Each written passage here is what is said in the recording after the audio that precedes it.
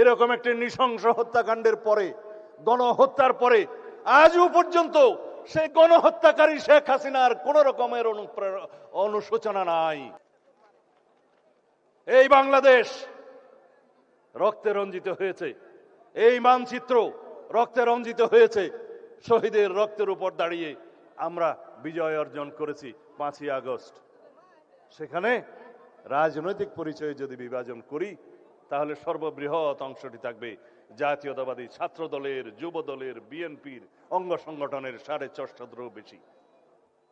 জাতিসংঘের যে রিপোর্ট, সেই রিপোর্টে 1400-র কথা বলা আছে, কিন্তু অফিসিয়ালি বিভিন্ন পত্রিকায় এবং জরিপে 700 থেকে 800-র মতো খতিয়ান পাওয়া যায়।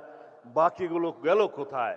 কারণ শহীদের খতিয়ান হসপিটাল রক্ষা করতে পারে নাই, তাদের ডকুমেন্ট পর্যন্ত গায়েব করে দেওয়া হয়েছে, তাদেরকে দাফন করা হয়েছে যেন বেওয়ারিশ লাশ হিসেবে। আজকে স্বজনরা তার কবরের সন্ধান করে আমরা দিতে পারি না। এরকম একটি নৃশংস হত্যাকাণ্ডের পরে, গণহত্যার পরে আজও পর্যন্ত সেই গণহত্যাকারী শেখ হাসিনার কোন রকমের অনুশোচনা নাই।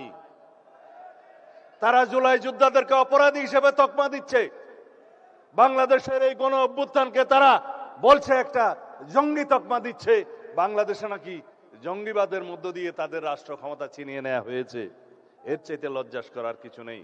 তাদের মধ্যে অনুশোচনাও নেই, তারা দুঃস্বীকারের সেই অবস্থাও তাদের নেই, সেই ইতিহাসেই তাদের নেই।